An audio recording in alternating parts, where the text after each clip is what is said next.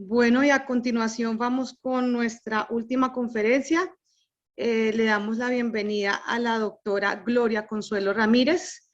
La doctora Gloria es médica veterinaria de la Universidad Nacional de Colombia con maestría en microbiología veterinaria del Royal Veterinary College de la University of London, con doctorado en virología de la Universidad de Maryland. Actualmente se desempeña como profesora asociada de la Facultad de Medicina Veterinaria y Zootecnia de la Universidad Nacional, miembro de la Asociación Americana para Virólogos, Sociedad Colombiana de Virología y Academia Colombiana de Medicina Veterinaria. Está asociada a AMEVEA, integrante también del Comité Científico AMEVEA. Bienvenida, doctora Gloria. Muchísimas gracias por su tiempo y su participación aquí también en la jornada. Buenos días a todos, doctora Lina. Doctora Gloria, ¿cómo estás? Bien, que me da mucha tristeza no haber podido ir allá presencialmente. Voy a acompañarlos. Sí, señora, será en una próxima ocasión, pero bueno, sí, realmente es importante ese contacto que esperamos lo podamos retomar prontamente. Doctora, Sí, señora. muchísimas gracias. Gracias. Me encanta verla y nosotros nos vemos. Igualmente. Voy a compartir la pantalla. También, sí, señor. Perfecto. Entonces, pues tú dirás, doctora. Ya puedes iniciar, doctora. Entonces vamos con la conferencia Aspectos epidemiológicos y diagnóstico en virus de influenza aviar. Muchísimas gracias, doctora Gloria. Adelante, tienes la palabra. Bueno, muchas gracias. De nuevo un saludo para todos. Gracias a AMEVEA por la invitación, a la doctora Lina, como digo, lástima no haber podido estar allí. Me hubiese gustado tener la oportunidad de ver esta charla de manera presencial. Entonces, digamos, el título o el tema que he propuesto realmente son aspectos ecoepidemiológicos y diagnóstico de influenza aviar. Para desarrollar este contenido, entonces voy a hacer una breve introducción, hablar también muy brevemente de influenza aviar, hacer un énfasis en el virus y el huésped, que son, digamos, los protagonistas en este problema, los factores ecoambientales, el diagnóstico y terminar con algunas conclusiones. Lo primero, y esta imagen probablemente ustedes la han visto previamente cuando yo he hecho estas presentaciones, y es el mostrar por qué realmente influenza tenemos que verla mucho más allá, y los virus, la infección por virus de influenza representa un reto muy grande a nivel mundial. Esto no es un problema local, es a nivel mundial. Estamos frente a un virus que es muy complejo. Vamos a mencionar algunos aspectos a continuación para que nos demos cuenta realmente de su complejidad. Otro aspecto importante y de gran relevancia es el amplio rango de huéspedes susceptibles a infección con este virus, donde incluimos, además de las aves silvestres y domésticas, diferentes especies de mamíferos, también domésticos como salvajes, y el humano, lo cual le confiere una característica y una preocupación adicional. Otro aspecto importante de los virus de influenza es que ellos ocasionan enfermedad en diferentes especies de animales. Y acá es importante tener presente que hoy nos está convocando el virus de influenza aviar, pero en nuestro país, desde hace ya varias décadas, tenemos circulación de virus de influenza en cerdos, siendo también una especie productiva de gran relevancia y que, van a ver ustedes, juega un papel también importante dentro de estos factores relacionados con virus de influenza.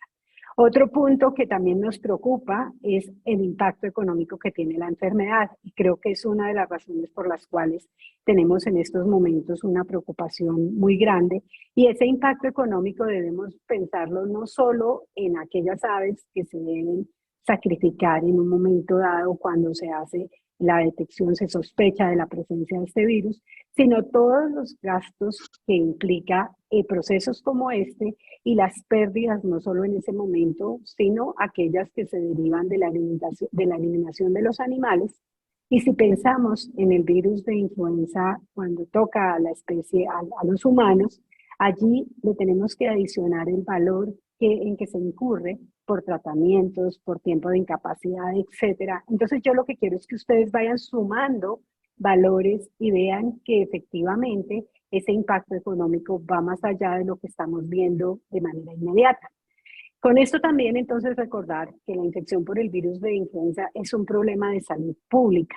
Si bien los virus de influenza del tipo H5N1 han ocasionado infecciones en humanos, no ha llegado, digamos, a la magnitud y no está en este momento representando ese impacto tan grande que podría tener, pero influenza en general es un virus zoonótico y en el momento en que empieza a circular, a presentarse con mayor frecuencia y a afectar mayor número de especies, pues ese riesgo y esa amenaza para la salud pública también va a incrementar. Adicional a eso, y quise traer esta imagen, porque fíjense ustedes que esta corresponde creo que al año 2004, 2005, cuando había una preocupación a nivel mundial y se pensaba que el próximo virus que iba a ocasionar una pandemia iba a ser el virus H5. Esto cambió, obviamente, porque en lugar de presentarse una pandemia por el virus H5N1, se presentó la pandemia por el virus H1N1, que sabemos infectó cerdos, humanos y se ha diseminado, se mantiene actualmente afectando diferentes especies de animales y al humano también, por supuesto. Con respecto a esto quiero hacer, y hablando de virus de influenza aviar, quiero hacer mención al hecho de que a través de las diferentes pandemias, no me voy a detener ni mucho menos en esto, pero lo que quiero es que ustedes tengan en cuenta que desde la primera pandemia ocasionada en 1918, conocida como la influenza o gripe española, se han relacionado la aparición de estas pandemias con virus de origen aviar. Entonces vemos cómo juega un papel protagónico en estos eventos e incluso en el último caso, cuando vemos el virus de influenza que ocasionó la pandemia por el virus H1N1 en el 2009, en su genoma este virus tenía componentes que provenían tanto de virus de influenza aviar, de cerdo y de humano.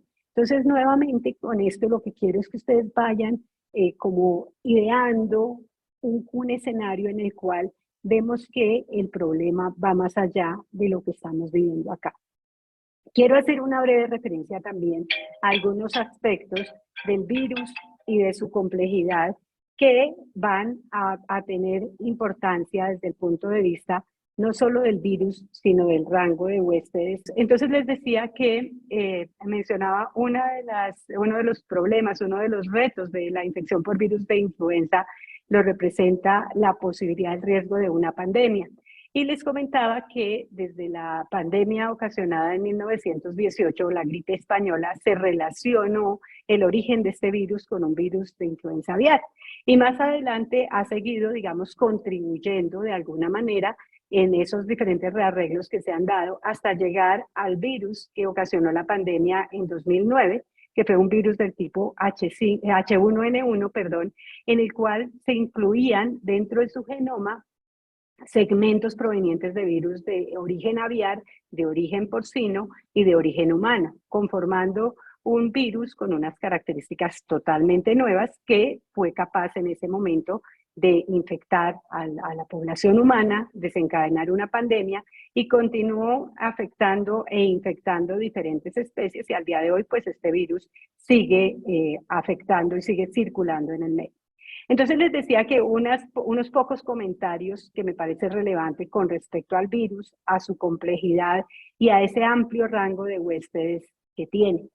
El virus, les decía, tiene en su genoma RNA y es importante tener en cuenta esta característica porque el RNA presenta como un proceso normal dentro de su replicación variaciones que va a llevar a cambios y esto obviamente se va a ver reflejado en variabilidad en los agentes que tienen genoma de tipo RNA. Corresponde al género alfa influenza virus dentro de la familia Orthomyxoviridae. Acá encontramos otros géneros de influenza, el B, el C y el D, pero el que nos interesa y el que digamos que tiene una mayor repercusión corresponde a los alfa influenza virus o virus de influenza A, entre los cuales vamos a ver una característica fundamental y es ese genoma segmentado. En la imagen estoy mostrando de manera esquemática la representación de la organización de ese genoma para cada uno de los 8 segmentos, los cuales van a codificar para diferentes proteínas y van a tener relevancia en aspectos de patogenicidad, de diferencias en transmisión, etcétera, etcétera. Pero externamente me voy a detener un poquito más para hablar de dos glicoproteínas de superficie, la hemaglutinina y la neuraminidasa, las cuales son de gran relevancia dentro del proceso de infección viral y van a estar relacionadas con la presencia de diferentes serotipos. Entonces, de acuerdo con las características de la hemaglutinina y la neuraminidasa, nosotros vamos a hablar de subtipo cuando hablamos H1, H2, H3. Estamos haciendo referencia a esas diferencias en hemaglutinina. Y a su vez, cuando hablamos de N1, N2, etcétera, estamos haciendo referencia a diferencias en la neuraminidasa. Además de que a partir de ellas se generan múltiples subtipos, encontramos que estas glicoproteínas de superficie también son altamente variables.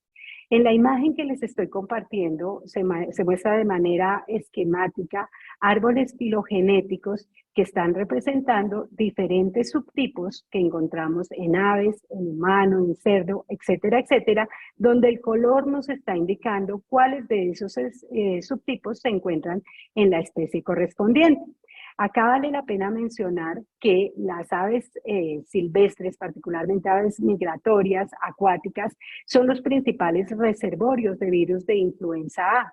Y en estas especies encontramos 16 subtipos de hemaglutinina y 9 subtipos de neuraminidasa, todos ellos encontrándose como reservorio en las aves silvestres acuáticas.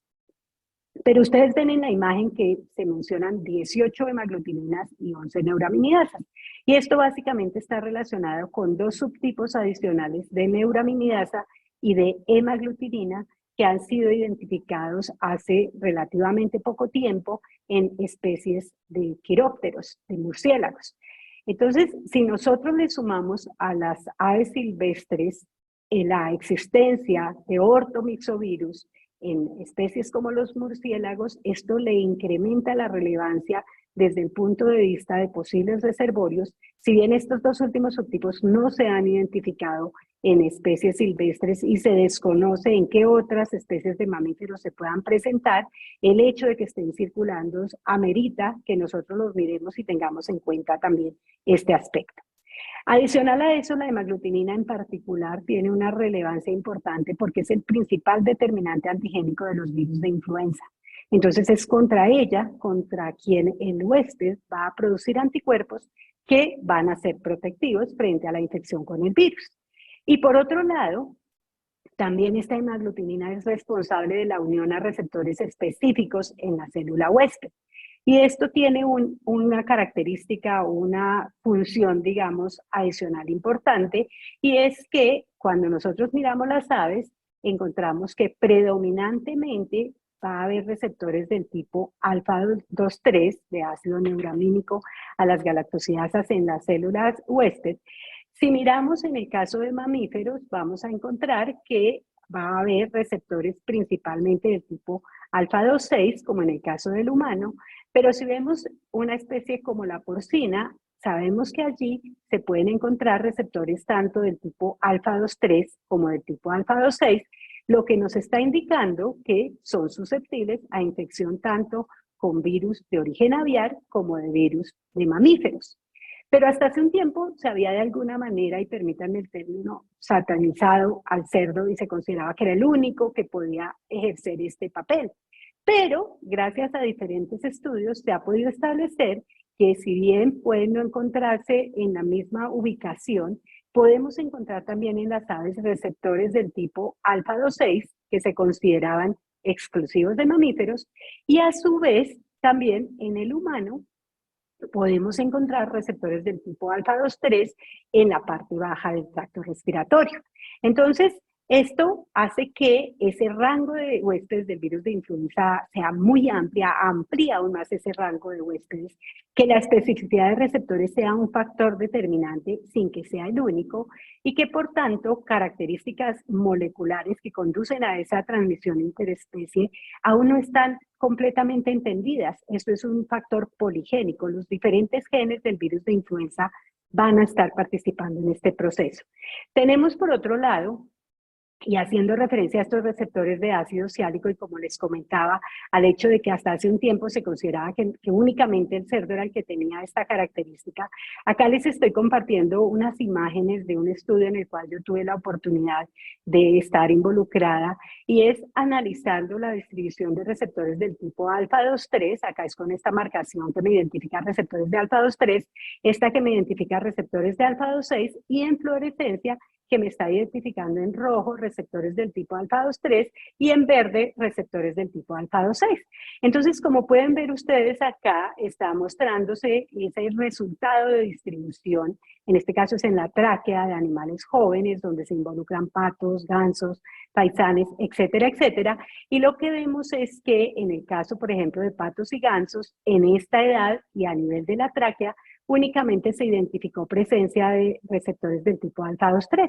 Pero observen ustedes en faisanes, paus, aves de Guinea y la codorniz, que se constituyen una especie muy importante donde puede tener receptores de ambos tipos. Entonces esto amplía ese desafío y esa preocupación con respecto a los virus de influenza. Por otro lado, y no me voy a detener ni mucho menos, traigo a manera de ejemplo esta imagen donde vemos como cambios, donde puede ser incluso un solo cambio en un aminoácido, puede hacer que la afinidad de los virus cambie de una afinidad por receptores del tipo alfa 2,6 a receptores del tipo alfa 2,3 y viceversa, haciendo entonces la posibilidad de que virus de influenza aviar infecten a otros huéspedes e incluso se dé la posibilidad de que infecten al humano. Obviamente, acá debemos tener en cuenta características como la misma temperatura corporal, que obviamente va a ser diferente en estos huéspedes y va a ser diferente a nivel de tracto respiratorio superior versus a nivel de tracto respiratorio inferior. Y esto nos puede ayudar a entender de alguna manera también por qué, por ejemplo, en humano, cuando se produce una infección por virus de H5N1 de alta patogenicidad, el virus ingresa y llega a vías aéreas inferiores, encuentra la condición apropiada para replicarse y produce una reacción que básicamente es una descarga de citoquinas que explica esos cuadros que se presentan en el caso de infección por virus de influenza aviar en humanos. Entonces, nuevamente, tener en cuenta ese papel importante de los receptores. Adicionalmente, tenemos que tener en cuenta la complejidad del virus y sus características, y como les decía, vamos a encontrar acá dos eventos importantes. Uno, relacionado con ese genoma de tipo RNA, que dentro del proceso evolutivo normal sufre mutaciones, sufren cambios que se conocen como drift o cambios menores. Y por otro lado, cuando se dan rearreglos, se dan combinaciones con virus en que se mezclan genes provenientes de aves, por ejemplo, de cerdos o de aves, cerdos, humanos, etcétera, etcétera, entonces se constituye en un cambio mayor que se denomina un chip antigénico, correspondiendo a rearreglos. Y de esta manera se han generado virus que han ocasionado pandemias en diferentes momentos, como yo se los presenté anteriormente. Una consecuencia importante adicional a todas estas es el hecho de que al haber estos cambios a nivel antigénico, ya sea cambios menores o cambios mayores que involucren esta parte antigénica, entonces esto va a resultar en que haya una interferencia en el reconocimiento por anticuerpos neutralizantes, por anticuerpos que el huésped ha producido previamente contra este virus, que cambia de alguna manera su maquillaje y se va a hacer diferente. Entonces, acá vemos cómo, unido a esto, si hablamos, simplemente tengo esta diapositiva para hablar de influenza aviar, pero relacionada con la posibilidad de que tengamos virus de baja patogenicidad y virus de alta patogenicidad. Dentro de estos 16 subtipos de hemaglutinina que yo les mencionaba, todos ellos se encuentran en forma de virus de baja patogenicidad. Pero particularmente nosotros vamos a encontrar que vamos a tener virus de alta patogenicidad dentro de los subtipos H5 y H7. Dependiendo de las características de estos virus, cuando hablamos de uno de baja patogenicidad, en su genoma, en el virus, en la hemaglutinina que se encuentra de una manera inactiva, ella necesita activarse. Y esa activación corresponde a un clivaje, a una división de la hemaglutinina que va a exponer ese péptido de fusión. Cuando se da este evento y a nivel de este sitio de clivaje, en la secuencia de aminoácidos, encontramos un aminoácido básico. Este clivaje se va a dar por proteínas similares a tripsina, que se encuentran básicamente en células de tracto respiratorio y tracto digestivo, y va a resultar como consecuencia en una infección respiratoria leve, un porcentaje de mortalidad bajo, o sea, va a ser una enfermedad que no va a tener las repercusiones tan grandes que estamos viendo en este momento. Sin embargo, cuando a este nivel del sitio de clivaje encontramos múltiples aminoácidos básicos, ese clivaje se va a dar por proteasas que se van a encontrar de manera ubicua, de tipo furinas, por ejemplo, que van a estar distribuidas o se encuentran de manera extracelular en diferentes tejidos, diferentes células en el organismo del ave. El virus, en este caso su hemaglutinina, se puede clivar y resulta en una infección sistémica con cuadro respiratorio, digestivo, nervioso, que es fatal, que es letal y cuya tasa de mortalidad puede llegar al 90 o a toda la población de aves que se vea infectada cuando estas son susceptibles. Como les decía, estas dos formas de baja y alta patogenicidad se presentan en sus subtipos H5 y H7. Pero ustedes dirán, pero nos acaba de decir que también hay cepas o hay virus de baja patogenicidad de estos subtipos. Efectivamente, nosotros podemos tener estos subtipos en la forma de baja patogenicidad, pero se pueden presentar cambios, se puede dar mutación y un virus de influenza, por ejemplo, del tipo H5 de baja patogenicidad, se puede convertir en un virus de influenza aviar de alta patogenicidad. Entonces, con esto lo que les quiero decir es que no debemos desconocer, no debemos minimizar la importancia de los virus de baja patogenicidad, si bien la preocupación, el impacto y las consecuencias de un virus de alta patogenicidad son extremadamente graves. Otro aspecto importante, y con eso les quiero decir que algunas de las imágenes que yo les voy a mencionar corresponden a análisis, a investigación que se está haciendo actualmente tratando de entender cómo o de dónde o por qué estamos viviendo esta situación tan grave que es a nivel mundial. Y acá se ve que factores que afectan la competencia inmunológica del ave, no solo por un lado, obviamente, agentes o factores inmunosupresores, pero la misma constitución del ave en ese proceso de selección que se ha llevado a cabo para obtener líneas de alta producción, líneas genéticas de alta producción, ya sea de carne o de huevo, nosotros podemos estar afectando en la rusticidad, obviamente, de estas aves, que le puede conferir en un momento dado un nivel, no digamos de resistencia, pero sí de menor susceptibilidad a infección, en este caso por virus de influenza. También se puede dar una modificación en la afinidad a esos receptores que yo les mencionaba de unión al ácido ciálico. Y acá también importante mencionar, que es otro punto que nosotros debemos tener en cuenta, es condiciones de bienestar para el ave. Si el ave no se encuentra en una condición fisiológica y de nutrición apropiada, además de unas condiciones ambientales apropiadas, esto puede favorecer que se aumente el proceso de presión del virus sobre el ave, que se seleccionen mutantes de virus que van a tener características diferentes, que resulten en virus que puedan infectar al humano con mayor facilidad o que se conviertan en virus de alta patogenicidad.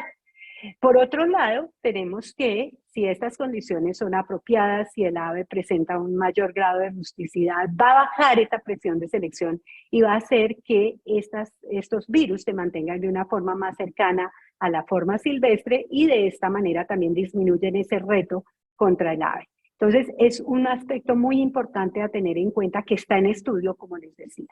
Y acá quiero aprovechar para comentarles, me va a tomar un minuto, ustedes me disculpan, me va a tomar un minuto para comentarles sobre una parte de la investigación que hice yo cuando tuve la oportunidad de trabajar en influenza aviar con virus tanto de alta como de baja patogenicidad, donde mi interés, pensando en nuestro país, era establecer cómo la infección por un agente que causa inmunosupresión, como es el virus de la enfermedad de Gumboro, podría favorecer bien sea el aumento en virulencia de un virus o la adaptación de un virus que previamente no afectaba a aves de corral, pero que a través de diferentes, no me voy a detener ni mucho menos a comentarles sobre todo esto, pero ver cómo esto podía o no tener un efecto. Y efectivamente lo que ustedes pueden observar acá es que en azul se muestran los pollitos infectados con virus de la enfermedad de Gumboro. En la medida que se fueron haciendo pasajes, se demostró que efectivamente estas aves eran más susceptibles, replicaban el virus y más que eso eran capaces de transmitirlo a aves susceptibles. Adicional a eso, y acá nuevamente el color azul significa estas aves con virus de enfermedad de Gumboro, las lesiones a nivel de pulmón eran evidentes cuando comparábamos un ave normal versus una ave infectada por virus de enfermedad de Gumboro, lo cual obviamente nos está indicando que, y lo que estaba mencionando ahorita, que se está estudiando a diferentes niveles, es algo que efectivamente ocurre y que lo podemos ver en estos animales. Asimismo, lesiones a nivel de otros órganos, a nivel de riñón. En diferentes órganos se observó que aumentaba la patogenicidad cuando este virus, después de pasar por aves que habían sido infectadas previamente con virus de la enfermedad de Gumboro, eran infectados por el virus de influenza aviar, lo cual obviamente es un aspecto a tener en cuenta bajo condiciones de nuestro país, donde este virus, marek, anemia, están presentes y eso nos cambia el panorama y nos lo hace aún más crítico. Si vemos por otro lado algo sobre factores ecoambientales y las aves migratorias, yo creo que muchos de ustedes en este momento esto suena como la repetición de la repetidera, pero es importante que lo tengamos presente. Estas aves migratorias normalmente dentro de su vida sufren esta migración que atraviesa en nuestro caso el continente americano por diferentes vías, donde acá están representadas principalmente la vía del Pacífico, del Mississippi y la vía del Atlántico, pero que ellas en su camino, obviamente en los diferentes sitios donde se detienen, ya sea para la reproducción o para la alimentación o para el descanso, van a entrar en una interacción con otras aves, no solo de tipo silvestre, sino también con aves locales, migratorias y aves también locales terrestres. Y en este aspecto sabemos que un par de especies que son muy relevantes en esto corresponden a aves del orden Anseriforme y Caradriforme, donde en el Anseriforme encontramos particularmente patos y gansos. Entonces es una especie que desde tiempos anteriores sabemos que transporta, lleva virus de baja patogenicidad, que no les causa enfermedad y que puede ser diseminadora de estos virus a las áreas, las zonas donde ellas vayan a llegar, como les decía, al descanso o a la reproducción. Y acá lo quiero conectar con este aspecto muy importante y es cuando surge este linaje, el de los gansos y guandón, el GSGD, que también ustedes probablemente lo han escuchado últimamente, que corresponde a aquel que dio origen a este linaje de virus H5N1 y que tiene unas características bien importantes.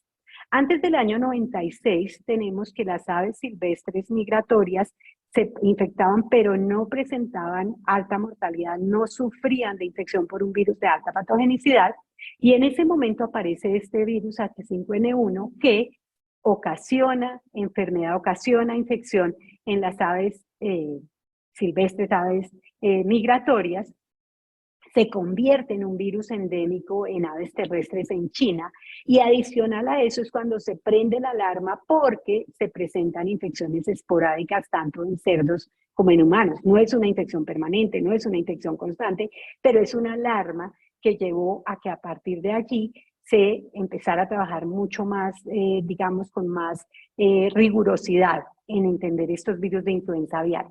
A partir de aquí se generan varios genotipos a partir de este linaje que van a infectar diferentes especies de aves silvestres, se presentan brotes severos por esta enfermedad, se presenta una diversificación fenotípica, se mantiene en un amplio rango de aves y a partir del 2007 digamos que esto se hace más complejo, donde se generan nuevos sublinajes, se produce mayor afinidad de estos virus por el tracto respiratorio en los humanos y aumenta el riesgo de infección. Entonces, para este momento, a nivel mundial se empieza a trabajar en procesos de prevención, contención, de prepararnos ante una posible pandemia, como yo les mostraba al comienzo, que se consideraba iba a ser ocasionada por un virus del tipo H5N1, lo cual no ocurrió. Este virus a mí me fascina porque nos está desafiando permanentemente. Y dentro de eso, pero hablando, volviendo a nuestro eje central del día de hoy, que es este virus H5N1, quiero mostrarles, sin detenerme en ello, porque no es el de foco y no tengo todo el tiempo, pero quiero que vean ustedes en esta representación donde se muestra en color el origen de los segmentos que corresponden al genoma de estos diferentes clados y linajes que se van derivando a partir del virus que se apareció en el año, en este momento del 2005, 2006, previo a esto en el 96 con ese cambio, y surgen virus del tipo H5N1 que se van combinando, van generando rearreglos, y ven ustedes cómo aparecen virus tan importantes como el H5N8, que fue otro de los que desafió a la humanidad porque cruzó de Asia, Europa, llegó a Norteamérica y se presentaron casos en humanos, no solo en aves silvestres, sino en humanos. El H6N6 es otro ejemplo, pero para el caso de hoy, vemos como el nacimiento de este clado particular del 23344, donde el que está presentándose el día de hoy ya vamos en 2344B. Entonces, es un proceso complejo, dinámico, difícil de entender, difícil de seguir, pero que adicional a eso, tenemos que considerarlo que va a presentar, además de una variación en subtipos, una variación en regiones, en localización geográfica, en las diferentes especies que se van a ver afectadas. Y si ustedes suman todo esto, la complejidad es muy grande y dar respuestas es muy difícil, ¿cierto? Y cada vez este desafío y todo esto que está ocurriendo nos va a desafiar y nos va a poner a estudiar y a entender mucho más detenidamente esto. Acá quiero simplemente que ustedes observen también que va a haber una diferencia entre aves silvestres migratorias de larga distancia y las de corta distancia. Entonces pensemos también en eso.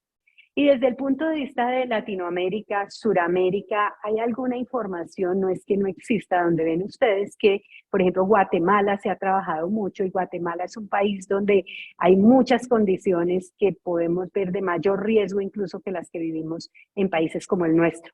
Y allí se ve que estos virus, al hacer sus análisis no solo biológicos, sino de genoma, se encuentra que aislados allí se relacionan estrechamente a virus de linaje norteamericano, lo cual no es una sorpresa. Posteriormente hay estudios también en Argentina, observen ustedes, donde se ve esa relación también con aves acuáticas silvestres, pero también con aves terrestres no migratorias, que es un evento que debemos tener en consideración. Adicional a eso, fíjense ustedes cómo se empiezan a ver nuevos subtipos también apareciendo, identificándose en esta parte de Sudamérica, lo cual quiere decir que nosotros estamos viviendo ese problema desde hace tiempo, aunque no nos hubiese tocado hasta ahora. El otro punto importante es, y como les decía, en nuestro país hay virus de influenza en cerdos, y eso no lo debemos olvidar.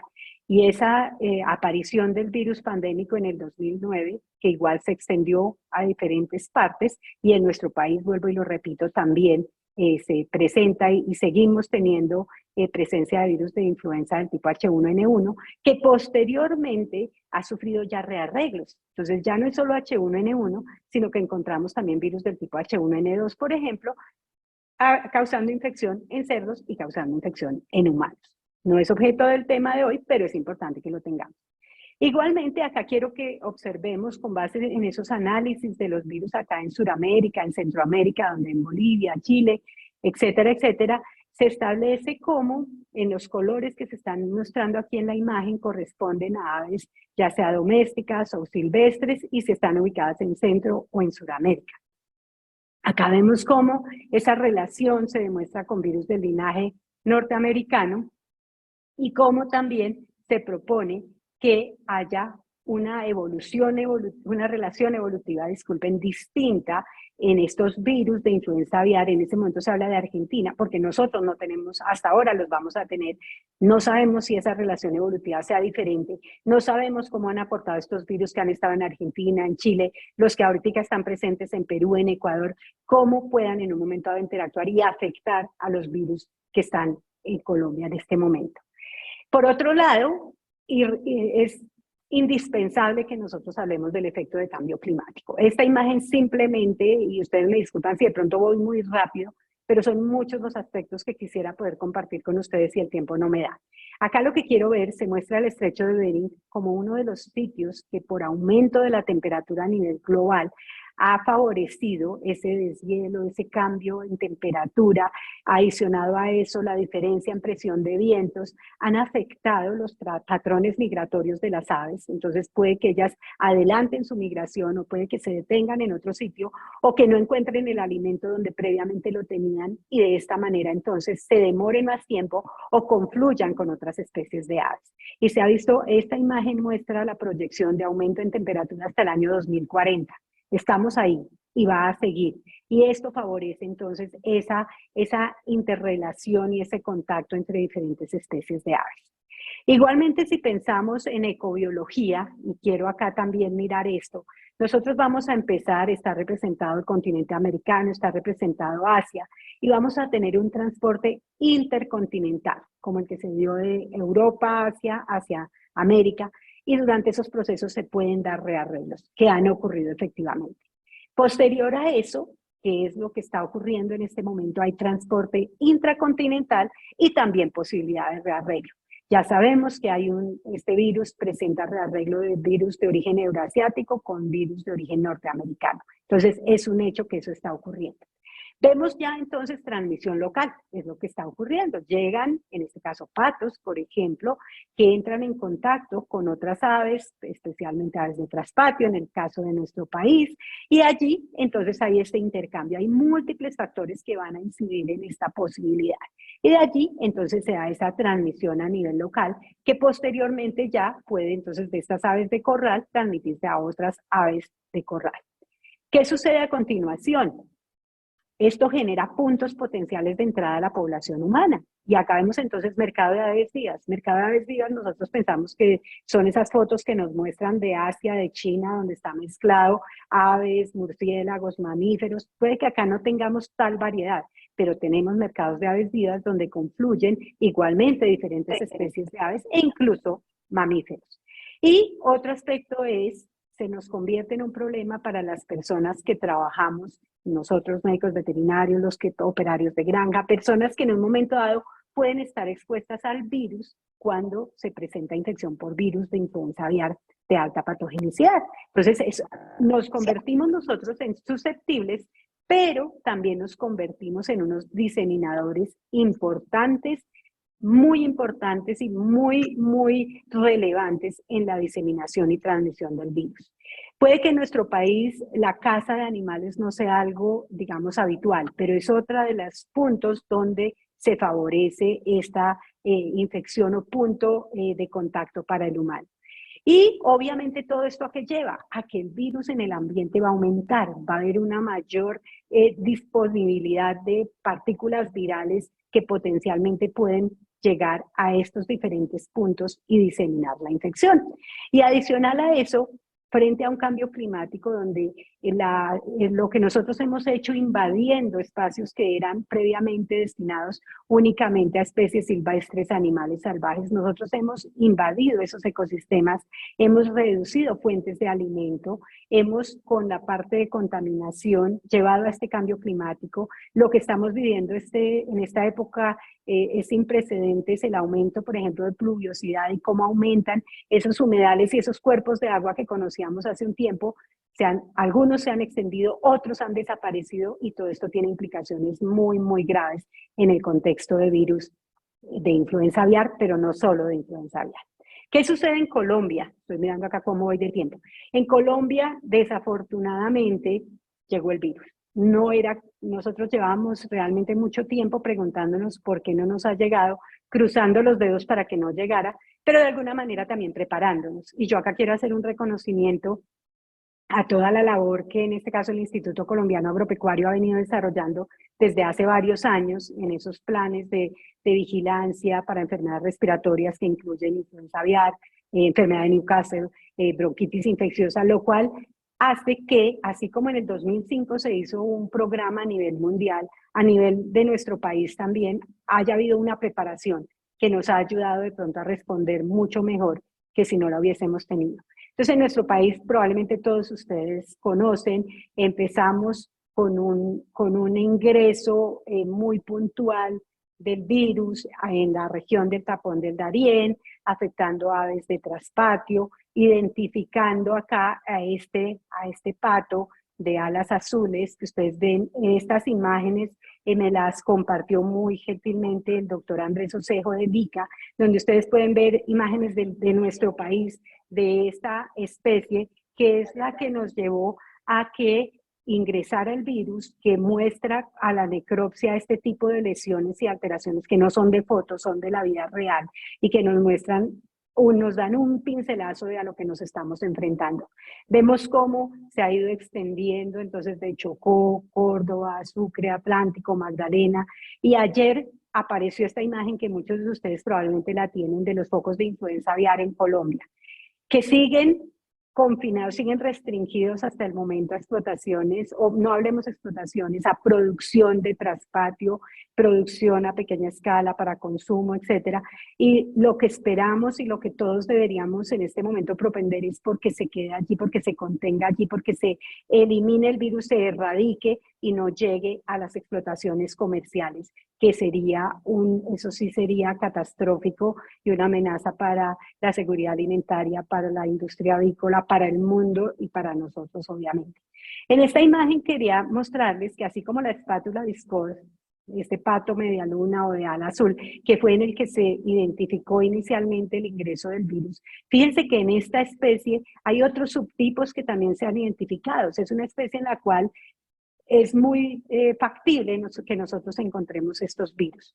Pero adicional a eso, este es un ejemplo de algunas otras especies que se encuentran en nuestro país donde también se han identificado otros subtipos del virus, H5N2, por ejemplo, que de baja patogenicidad, pero como les decía, que no necesariamente se va a quedar bajo esa condición y sigue entonces constituyendo un reto importante. Adicional a eso, como les decía, esa interacción, ese contacto que van a tener estas aves con otras especies, y acá podemos ver esa, digamos, esa distribución en los colores donde estos tres ejemplos que tengo acá llevan a cabo su proceso de reproducción, su proceso de alimentación, y cuando realizan esto en determinada época, cuando viajan de invierno a buscar zonas calientes y luego cuando ellas regresan. Entonces, por eso es que tenemos que estar enfrentados a una migración que empieza en septiembre y va a terminar en marzo. Eso lo que teníamos presupuestado. Con el cambio de temperatura, con el cambio de humedad, con el cambio de disponibilidad de alimento, no sabemos si esto se siga manteniendo así o vaya a haber modificaciones.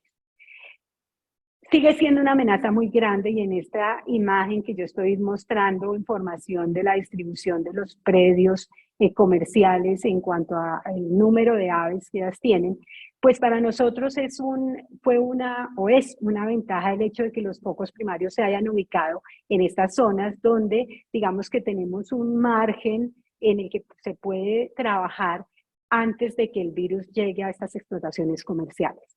Pero acá va a depender de todos y cada uno de nosotros, o sea, el ICA, FENAVI, todos pueden hacer una inversión en capital, en personal, en movilizar todo, en dar un diagnóstico rápido, pero si nosotros no nos concientizamos y no nos damos cuenta que cada uno de nosotros puede ser un diseminador en el momento que no aplique medidas de bioseguridad o que no sea consciente del riesgo que está viviendo, pues todos los esfuerzos se van a perder.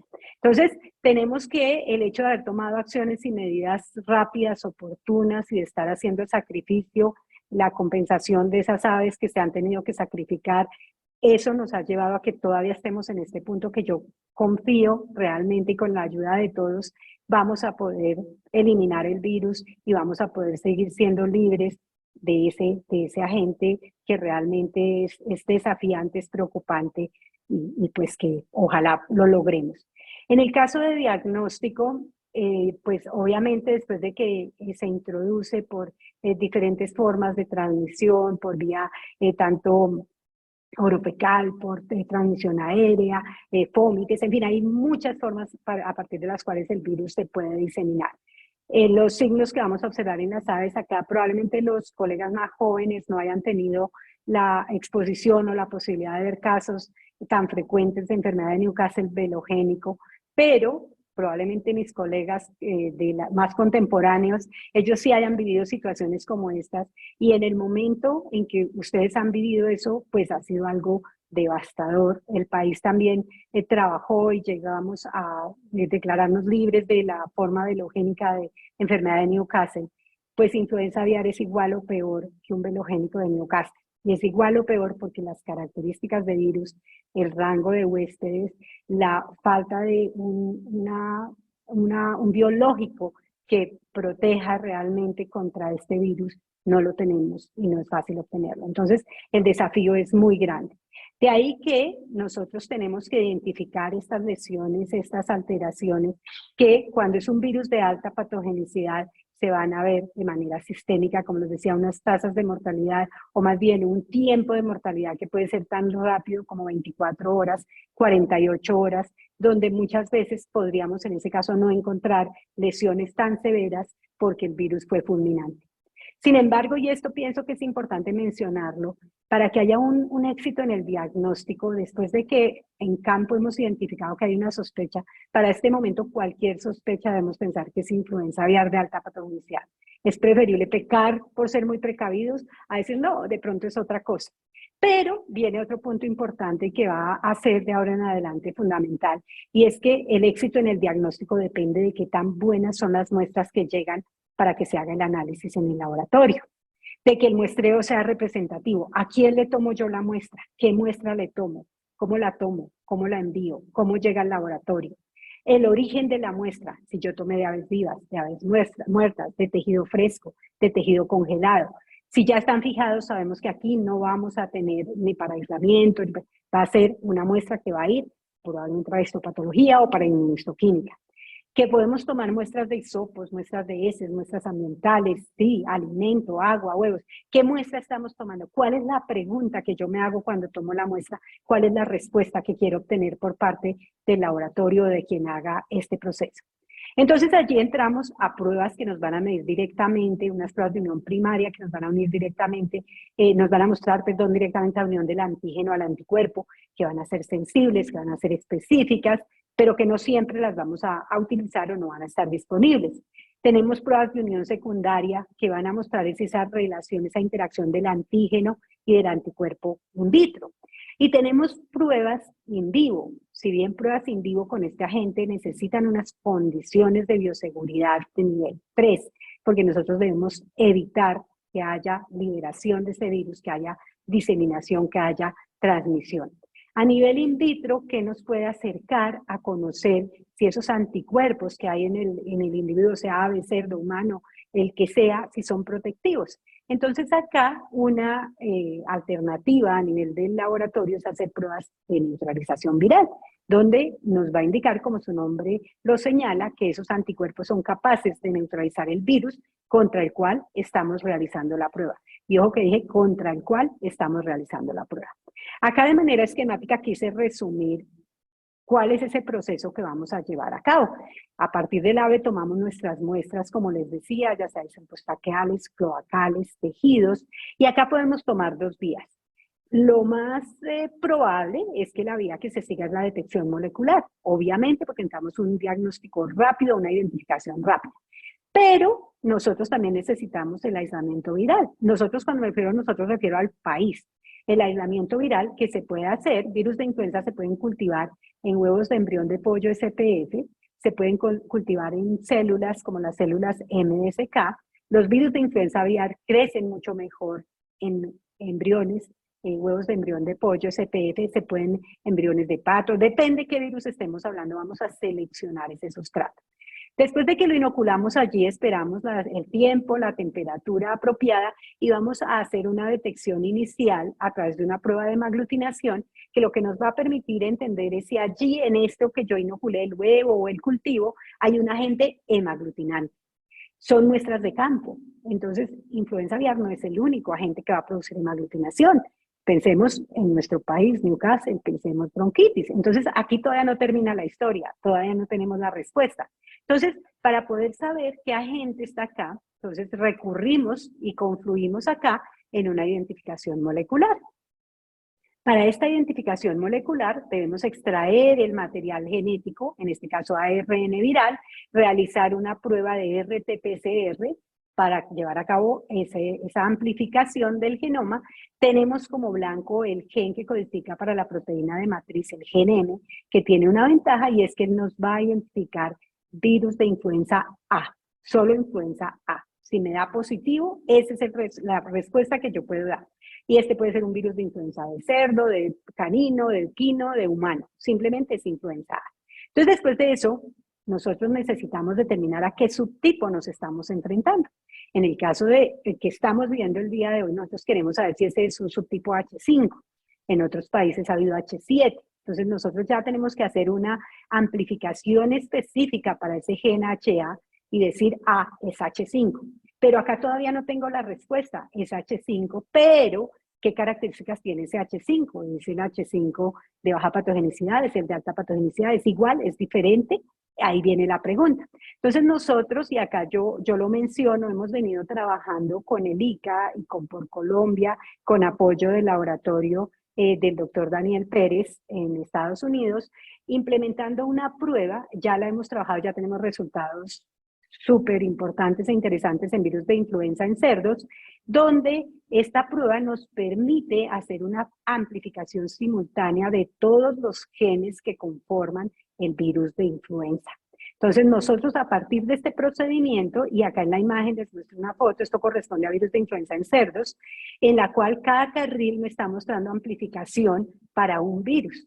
Entonces yo tengo los 8 genes amplificados y a partir de este producto yo puedo a través de técnicas como secuenciación de nueva generación conocer el genoma no solo de la hemaglutinina, no solo de la neuraminidasa, sino del genoma completo. Y esto es otro aspecto importante del cual en otra oportunidad les quisiera comentar. Viene el diagnóstico serológico. ¿Qué sucede con el diagnóstico serológico para el caso de nuestro país? Nosotros somos libres de influenza aviar, lo que quiere decir que nuestras aves no han estado expuestas ni de manera natural ni a través de un biológico al virus de influenza. Entonces ellas deben ser negativas. Si yo encuentro anticuerpos, quiere decir que hubo una exposición y en ese caso ya la pregunta es ¿de dónde? Sería la pregunta que les haría. Pero igual tenemos que saber que hay pruebas para diagnóstico serológico y qué nos dicen estas pruebas. Entonces, si nosotros utilizamos una prueba de ELISA, una prueba de inmunodifusión en gel de agar, podemos tener como blanco, básicamente, esta, o bien sea la proteína N o la proteína NP, y ese es el resultado que vamos a obtener. Seguimos nuevamente sin saber cuál es el subtipo.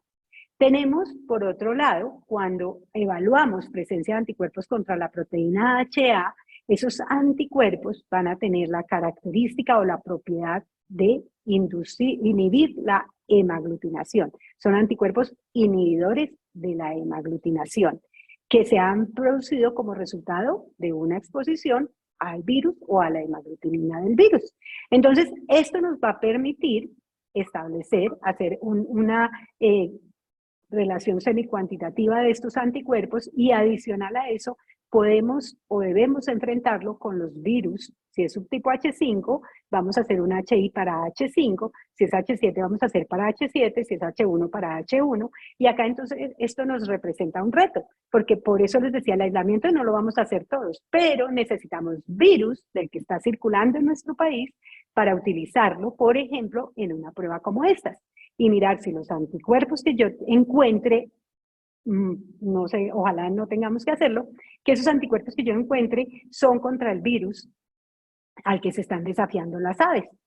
¿Hay reacción cruzada? Sí, es una reacción cruzada, pero la que hay contra el subtipo, el serotipo específico, va a ser una reacción evidente y que nos va a permitir establecer qué subtipo es al que nos estamos nosotros enfrentando. Entonces, es necesario eso también. El diagnóstico diferencial, de pronto ya les mencioné algo, el cuadro clínico es compatible con múltiples agentes infecciosos, si bien la mortalidad yo creo que es única para el virus de influenza aviar de alta patogenicidad, pero ahí debemos pensar Newcastle, no podemos olvidar Newcastle velogénico, debemos tenerlo presente, pero incluso si la infección, la enfermedad no es tan severa, nosotros debemos, como digo en este momento, considerar que cuadro compatible es influenza aviar de alta patogenicidad.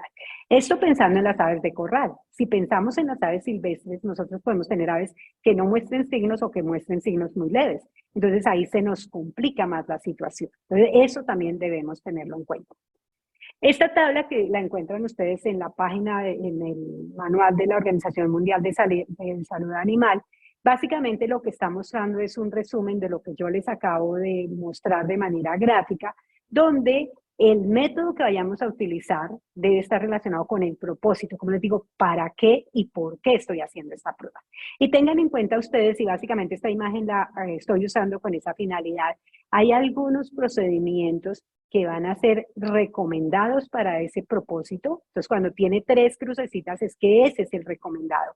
Pero cuando tiene menos es o que tiene algunas limitaciones o que definitivamente no es adecuado. Entonces, ahí también ustedes tienen que pensar qué prueba estoy haciendo, qué resultado me da y cómo la voy a interpretar. Por otro lado, este diagnóstico, como les digo, tiene que ser inmediato. O sea, nosotros no podemos esperar en este momento a que me llegue el resultado, eso no es, no, se tiene, y de esa manera se está trabajando. Y yo vuelvo y doy el reconocimiento a la autoridad sanitaria, a los funcionarios, al esfuerzo, a la dedicación, al trabajo inmenso que tienen que hacer y que están haciendo en este momento. Entonces, ese diagnóstico debe ser oportuno y veraz, tiene que igual hacerse el diagnóstico diferencial, porque también podemos encontrar que después de hacer los análisis, tranquilos, no era influenza aviar, respiramos. Las herramientas disponibles, y acá vamos a tener una limitación importante y es que vamos a necesitar capacidad diagnóstica, pero no solo en equipos, en infraestructura, en reactivos, que está siendo una limitante. Muchas veces tiene el dinero, pero no podemos acceder a esos reactivos a tiempo. Entonces, eso es algo que también vamos a enfrentar. Y adicional a eso, a personal capacitado a los diferentes niveles para que puedan actuar de manera rápida, efectiva y eficiente. La infraestructura es un aspecto determinante y cuando yo hablo de personal capacitado, como les digo, lo hablo a diferentes niveles. En esta imagen que yo les comparto son fotos del laboratorio de bioseguridad de nivel 3 más en la Universidad de Maryland, que fue donde tuve la oportunidad de trabajar con virus de influenza aviar de alta, de baja patogenicidad en diferentes especies. Tuve incluso la oportunidad, yo alcancé a estar allá cuando inició la pandemia, entonces pude trabajar también con virus H1N1 pandémico. Y lo que quiero mostrarles es que en estas instalaciones, bajo este nivel de bioseguridad, además de cabinas y del ambiente de contención, en la protección que se debe usar, observan ustedes, no debe permitir contacto directo con el virus, porque allí se estaba replicando, se tenían en estos aisladores los experimentos de animales, entonces estos aisladores a su vez, cada uno cuenta con filtro EPA, control de ventilación, etcétera, etcétera, no viene al punto, pero lo que les quiero decir es que en esto también nos vamos a ver nosotros limitados en un momento determinado si queremos hacer ensayos que involucran el virus vivo. Y otro punto es el acceso a ese diagnóstico. Yo sé que es una limitante también en nuestro país, regiones donde se tiene que llegar en lancha o donde el transporte de la muestra puede tomar un tiempo. En fin, son muchos los retos realmente que tenemos que enfrentar nosotros acá. Unos 5 minuticos debido al corte me voy a tomar para hablar con respecto a otra preocupación que yo sé que a muchos les está en este momento llegando a su cabeza y que se sienten como en esa incertidumbre. La idea acá no es tomar ni posición en un sentido ni en otro, sino mostrarle aspectos que ustedes tengan para tomar criterios que permitan en su momento establecer decisiones que nos van a afectar a todos. Si bien se habla de la posibilidad de inmunización como una alternativa, yo quiero que observen ustedes en estas dos imágenes. Por un lado, en esta de la izquierda estoy mostrando una relación filogenética donde se está mostrando comparación a nivel del genoma, esto es HA para virus H5 específicamente. Pero observen ustedes lo interesante y es lo que necesitamos nosotros también hacer. No es solo conocer el genoma, es conocer antigénicamente cómo son esos virus que están afectando nuestras aves en este momento. Entonces, cuando se hace el análisis filogenético desde el punto de vista de este genoma y esta hemaglutinina, observen ustedes que no necesariamente corresponde cuando hacemos el análisis antigénico. Entonces, lo que nos está diciendo es que para seleccionar ese antígeno que en un momento dado se llegase a considerar como una posibilidad, nosotros tenemos que estar seguros que tanto genética como antigénicamente va a causar la respuesta en nuestras aves que esperamos sea protectiva, sabiendo que la protección nunca va a ser del 100 y que va a haber siempre virus circulando, que va a ejercer presión sobre el virus, presión sobre las aves y va a generar una mayor variabilidad. Y si le sumamos el número de huéspedes, pues les dejo esas inquietudes.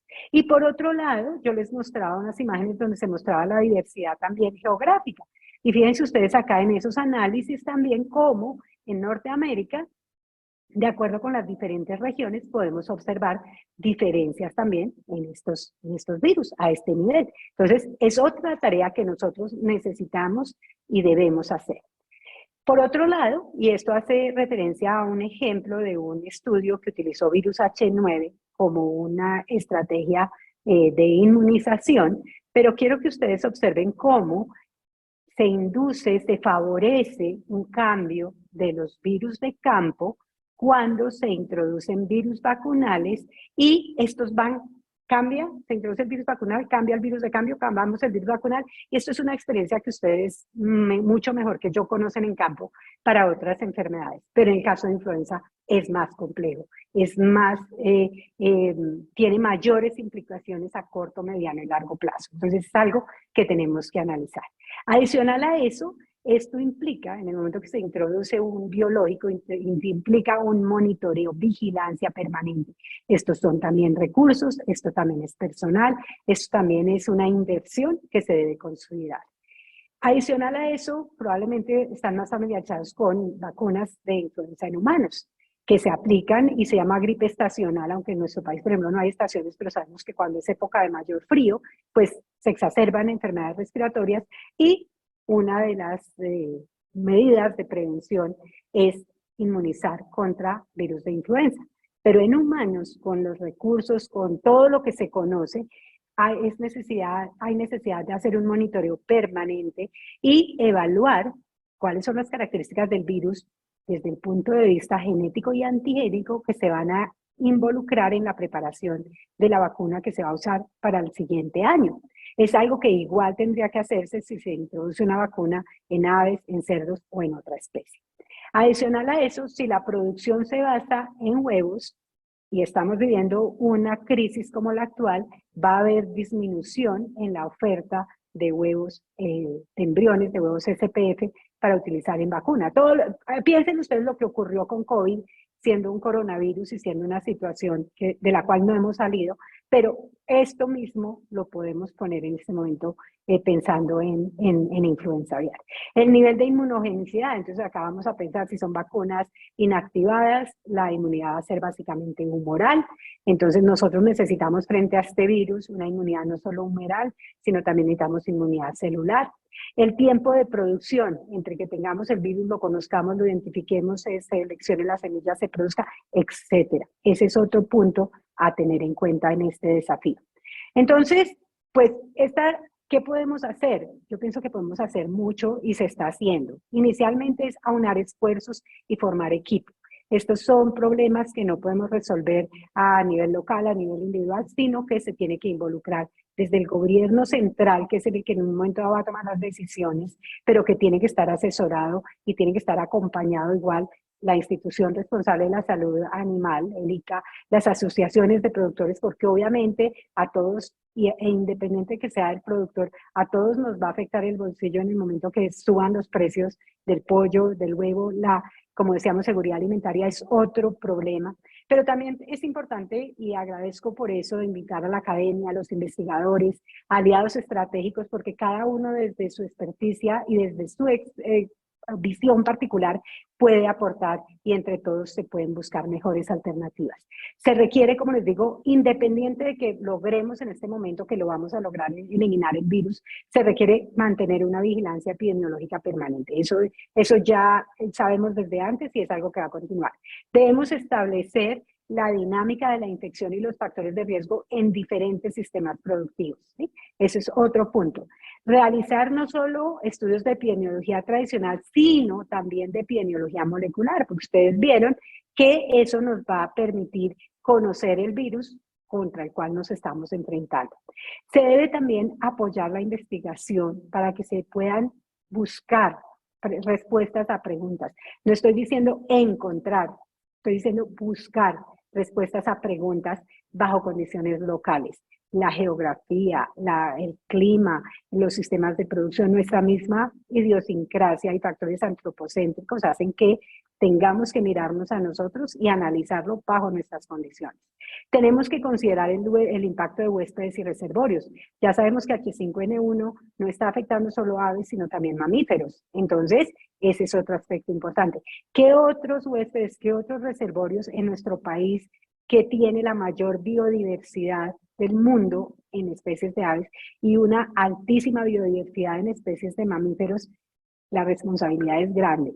La responsabilidad es la toma de decisiones, como yo les decía, para que se hagan con base en conocimiento, con base en una visión de corto, mediano y largo plazo, involucrando los diferentes sectores, escuchando y pensando cuál es la mejor estrategia para nuestro país y para el futuro de nuestro país y de la industria avícola en nuestro país. El abordaje de una salud es algo indispensable. Este virus vemos que afecta a animales, afecta al humano y el ambiente está totalmente relacionado. Entonces, el abordaje tiene que ser desde la perspectiva de una salud. Y no sobra recordar que la principal herramienta que nosotros debemos mantener es conservar esas medidas de bioseguridad, reforzarlas, cumplir estrictamente con ellas y con las cuarentenas, los tiempos en que nosotros, por ejemplo, como médicos veterinarios, si visitamos una granja, una explotación o tenemos contacto con algún animal sospechoso a estar infectado con un agente viral, dejémoslo en agente viral, tenemos que tomar unos días en los cuales no vamos a visitar ninguna otra explotación. Entonces, no vamos a tener contacto con ninguna otra ave, ¿cierto? Entonces, son compromisos en los que todos tenemos que participar. Tenemos que ver más allá de la punta del iceberg. Ahorita yo sé que la preocupación, la angustia está en lo que estamos viviendo y estamos allá arriba, pero todo lo que hay por debajo tenemos que considerarlo, porque eso va a subir. Y con el cambio climático, el deshielo nos va a hacer que eso aparezca más pronto que tarde. Entonces, trabajemos juntos, asumamos nuestra responsabilidad, seamos conscientes de esas consecuencias que nos conciernen y nos afectan a todos. Muchísimas gracias, espero no haberme pasado de tiempo. Muchísimas gracias, doctora Gloria. Excelente cierre para esta jornada. Vamos entonces a dar inicio a la sesión y a la ronda de preguntas.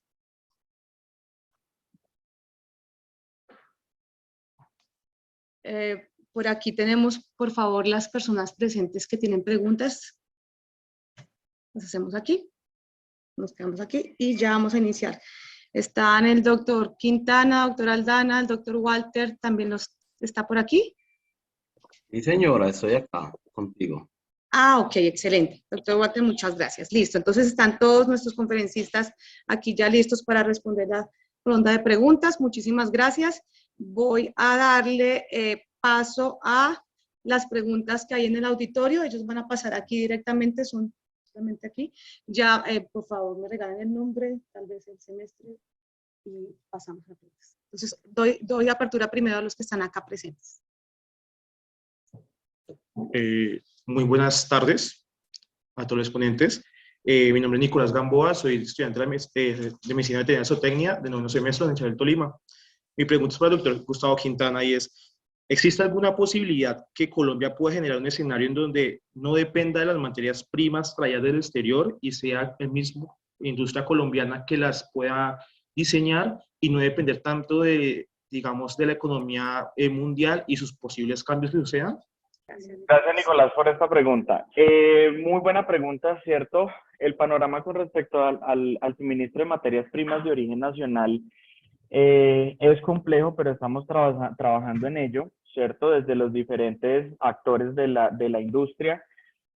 En el caso del Grupo Bios, pues Grupo Bios es socio, por ejemplo, es socio de la Facenda, que es el mayor productor agrícola en el país con 20.000 toneladas de cultivos, ¿cierto? 20.000 hectáreas semestrales, porque son 20.000 hectáreas que se cultivan de maíz y en otros semestres se cultiva soya.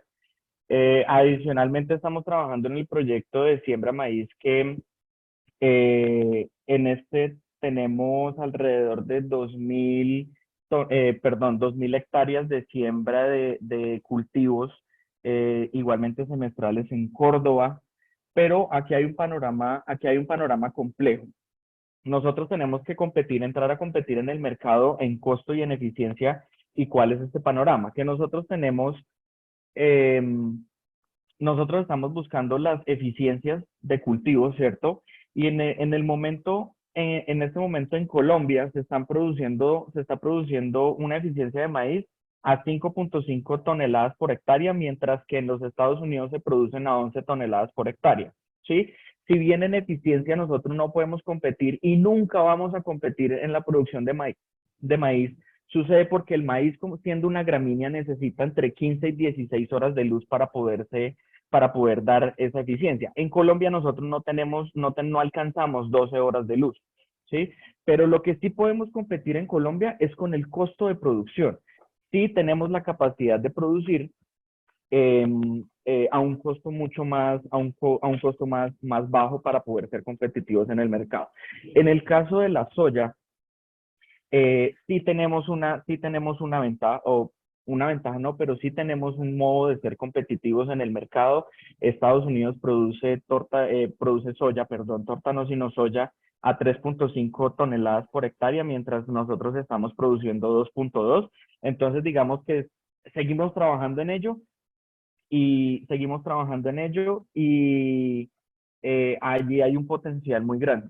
Dentro de la organización nosotros tenemos como propuesta tener al 2030, permítame un segundo, yo tengo por aquí la cifra, ¿cierto? Estamos buscando tener, si la memoria no me falla, 80.000 hectáreas de cultivos semestrales, de cultivos integrados a la cadena de suministro, ¿cierto?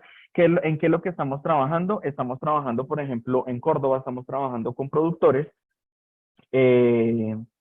estamos trabajando de la mano con productores, fomentando, digamos, el cultivo del cultivo de maíz y de soya, y como compañía nosotros asegurando la compra de los cultivos. Finalmente eso es una cadena, un paso muy importante en la cadena, porque un productor puede tener la intención y puede tener la capacidad de sembrar maíz y soya, ¿cierto? Pero la comercialización de esos productos también puede ser complejo. Entonces nosotros estamos comprometidos con los cultivadores buscando darles unas buenas condiciones de negociación y demás, para poder aumentar este consumo a nivel interno.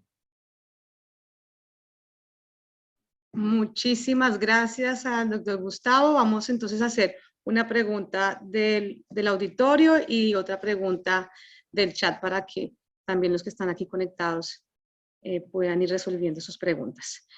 Creo que esta pregunta estará destinada para el doctor Diego Aldana. ¿Cómo podemos realizar la prelimpia de silos? ¿Qué productos usamos? Gracias, doctora.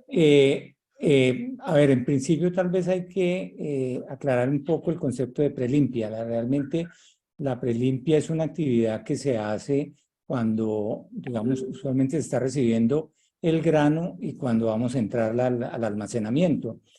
Es una actividad que permite la selección, que permite mejorar la calidad del grano, que permite eliminar impurezas, básicamente, ¿sí?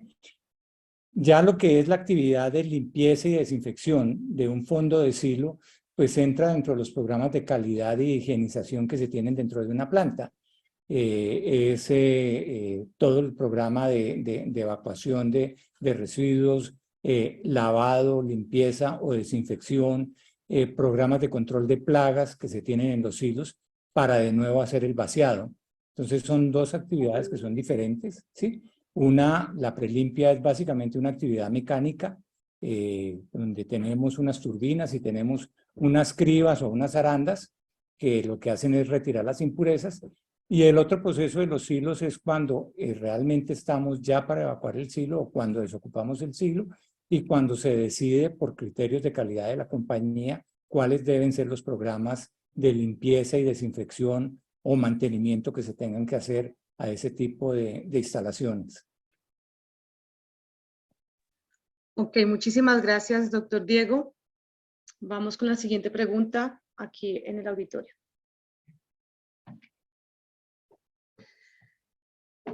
Buen día aún para todos. Mucho gusto, mi nombre es Leonardo Molina y soy estudiante de séptimo semestre.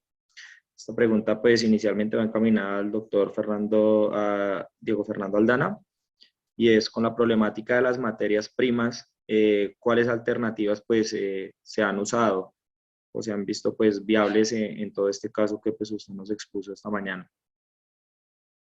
Pues digamos que el tema de materias primas será más grave o menos grave dependiendo de los criterios de compra, dependiendo de los criterios de negociación y dependiendo de los criterios de calidad que tiene cada organización.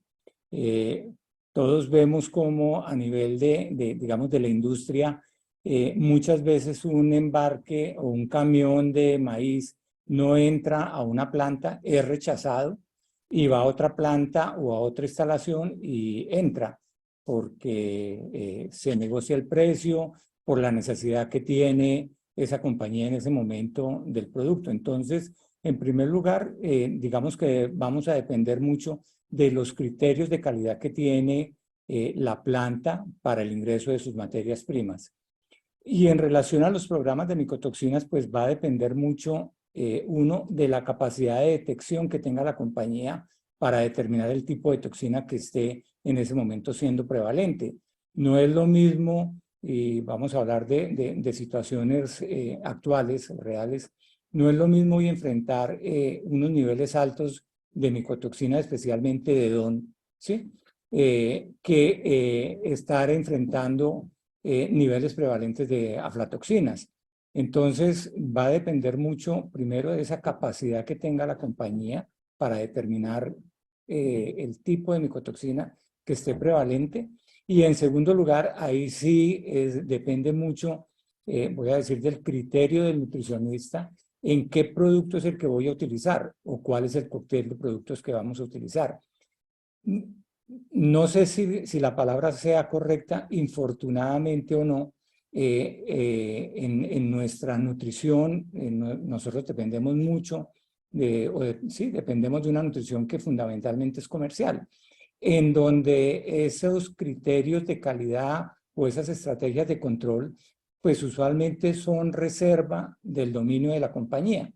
Entonces, muchas veces no resulta siendo, digamos, coherente nosotros decir que una compañía está implementando un mal programa de control de micotoxinas cuando no sabemos realmente cuál fue la estrategia, por qué se utilizaron esos productos, cuáles fueron las toxinas prevalentes que encontraron.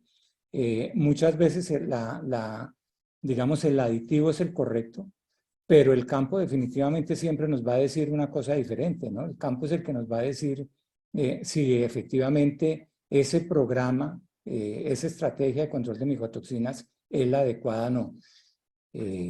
Y los ajustes, usualmente aquí los ajustes son post-mortem. Ya cuando nos demos cuenta que tenemos el problema, pues es que se pueden hacer los ajustes, no antes.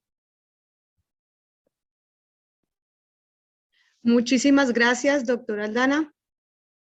Vamos también con otra pregunta. Esta iría dirigida al doctor Walter Morales. Las inclusiones de selenio orgánico es basado en selenio-metionina, según la presentación que nos ha mostrado. ¿Me están escuchando? Sí, señor, lo estamos escuchando perfecto. Doctora Lina, respecto a la pregunta de la doctora Sandra Natacha, el selenio y el cromo que nosotros utilizamos fueron levaduras de cromo y levaduras de selenio. no utilizamos metionina S. Ok, doctor. Y pues al mismo tiempo se realizaron pruebas organolépticas al huevo en el trabajo que nos mostró. Sí, se llama organolépticas a sabor, a toda la parte de los sentidos.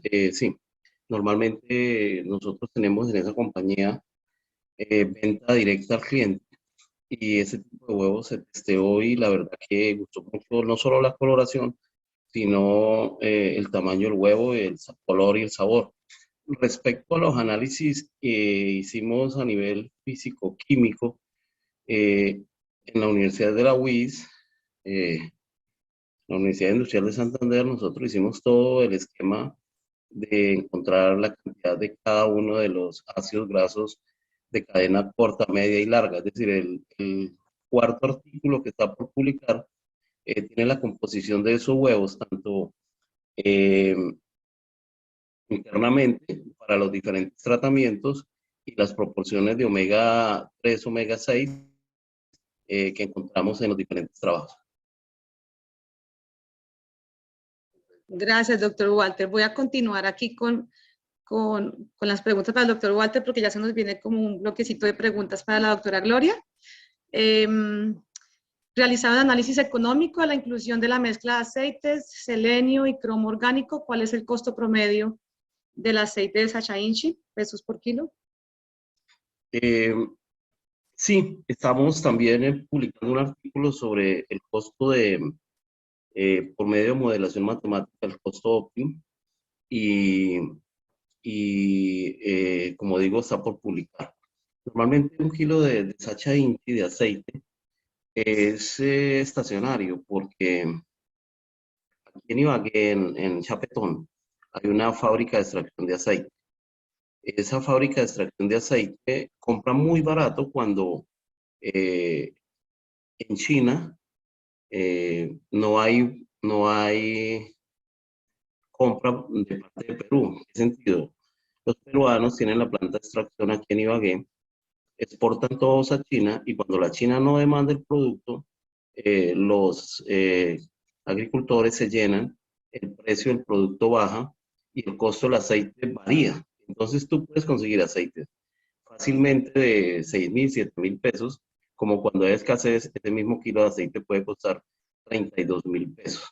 El tema del selenio y del cromo, acorde a la dosis que nosotros vimos, están alrededor de más o menos 25.000 pesos el kilo. Muchísimas gracias, doctor Walter. Continuamos entonces con una pregunta del auditorio.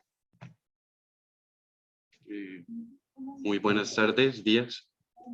Mi pregunta es para la doctora Gloria. Me llamó mucho la atención cuando estábamos hablando de la expresión de los receptores 2.6 y la aparición de los receptores 2.3 en humano que antes pues no se habían detectado. Entonces pues me hace pensar que el virus podría inducir la aparición de estos receptores y pues una de las partes de las preguntas sería eso, si podría considerarse que es el virus el causal pues de la expresión de estos receptores y asimismo pues podría haber más adelante otros que aún no se han descubierto. Lo segundo es si hay algún tipo de avance orientado al tratamiento de la influencia aviar que se enfoque en la inhibición de la expresión de estos receptores. Y pues tengo otra pregunta, pero pues primero. Vamos con esta primera. Ok, muchas gracias. Gracias por la pregunta. Los receptores se encuentran a nivel de las células del hueso. ¿Sí? Entonces, que sea de tipo alfa-2,6, alfa-2,3, están expresados en las células del huésped. Pero lo que hace el virus, o sea, un virus de influenza aviar que tiene preferencia por un receptor alfa-2,3, por ejemplo, lo que se puede sufrir una mutación en el virus, en su hemaglutinina, y esto va a hacer que ahora tenga afinidad por receptores del tipo alfa-2,6. Entonces, es en el virus que se genera el cambio y en el individuo, sea el humano, sea el cerdo, sea el ave, estos receptores están presentes allí en su célula. Muchas gracias, doctora. Aquí hay otra pregunta del chat. ¿Una vacuna inactivada con H5N8 y similitud filogenética del 98% con la H5N1 puede contener un brote por H5N1?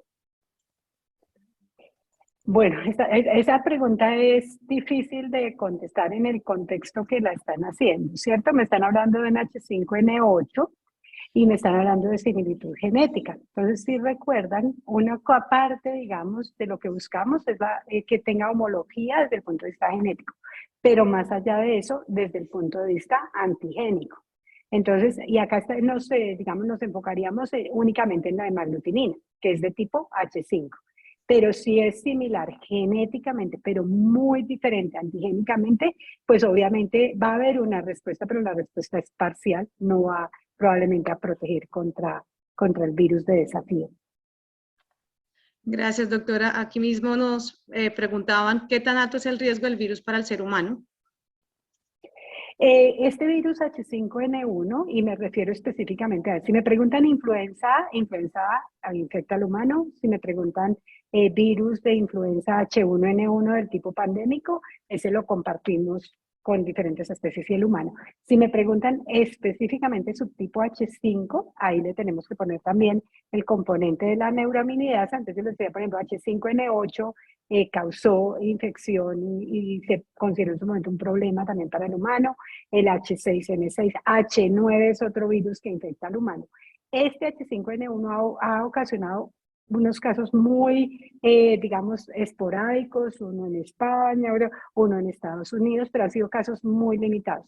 El problema es que en la medida que haya más virus circulante, que haya más exposición, aumenta el riesgo hacia el humano. Y ahí vendría a considerarse otros aspectos. Es si ese virus logra cambiar y hacerse más infectivo para el humano, o el humano más susceptible a él, y de esta manera entonces otro punto es transmisión.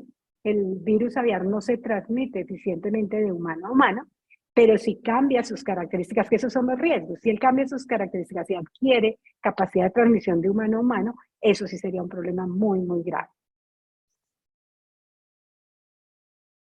Muchísimas gracias, doctora Gloria. Tenemos 2 preguntas más en el auditorio y 3 preguntas más en total. Bueno, buenas tardes. Mis preguntas son generadas por la emergencia sanitaria que está yendo por los brotes de influenza aviar. Y son 2, pues la primera es, ¿cuál sería la mejor opción económicamente hablando para un pequeño productor de gallina ponedora que tenga un brote de influenza aviar en su galpón? Y la segunda pregunta es, ¿cómo se puede, digamos, controlar la proliferación de este virus, pues con tanta informalidad que hay en nuestro entorno con el comercio de las aves, como vemos pues en las plazas, en todos estos espacios donde pues realmente el control así sanitario es nulo en el comercio de estas aves? Gracias por la pregunta. Yo creo que ese par de preguntas que acabas de hacer son muy importantes. Desafortunadamente, y digo desafortunadamente, como es el caso que se está dando actualmente, cuando se identifican animales que han tenido contacto con las aves silvestres que muestren la sintomatología, el procedimiento es el sacrificio y la compensación, y hasta el momento se ha hecho para esas explotaciones. La decisión, digamos, que en ese momento tiene que contemplar, obvio que si soy yo la dueña de estas aves, la preocupación va a ser mía. Pero por eso yo les decía que en este momento tenemos que pensar no tanto en el local, sino en las consecuencias que va a tener. Puede que si yo o ignoro esos signos o no procedo a eliminar las aves, no necesariamente estoy solucionando el problema. Si yo tengo aves infectadas, ellas me van a infectar el resto, y si adicional a eso se disemina a aves comerciales, van a ser susceptibles y obviamente el impacto va a ser muchísimo mayor, y si le ponemos números, las consecuencias económicas también van a ser mayores. En este momento, entonces, y de acuerdo con lo establecido por el Instituto Colombiano Agropecuario, es sacrificio de aves que tengan esa sintomatología compatible con influenza aviar. Sacrificio y compensación. La otra se me olvidó. ¿Cuál fue la segunda parte, doctora Lina, si tú recuerdas? Sí, la otra pregunta era sobre cómo se podría mejorar el control sanitario en las zonas pues tan informales. Y pues olvidé pues presentarme, soy Luis David Salazar y estoy estudiante de 7º semestre. Gracias, Luis David. Efectivamente, y como les decía, o sea, ¿cuál es la recomendación y qué es lo que deberíamos buscar nosotros?